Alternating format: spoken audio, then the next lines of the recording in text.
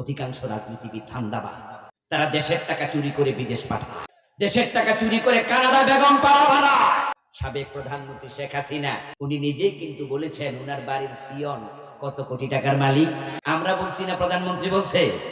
সাবেক প্রধানমন্ত্রী বললেন তার ফিয়ন 400 কোটি টাকার মালিক, এবং শেষে বললেন হেলিকপ্টার ছাড়া চলে না।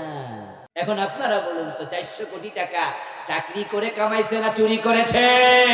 যদি চোর ধরে হাত কাটা শুরু করা যায় বাংলাদেশে, তাহলে গত 15 বছরে অসংখ্য নেতার হাত থাকবে না। এজন্যই তো আমরা চোর ধরে হাত কাটার আইনের কথা বললে তারা আটকে ওঠে, বলে হুজুররা রাজাকার, ওরা মৌলবাদী, ওরা জঙ্গি। আমাদেরকে জঙ্গি বলো না, আমরা জঙ্গিবাদের বিপক্ষে, বরং আমরা কোরআনের আইনের পক্ষে কথা বলি।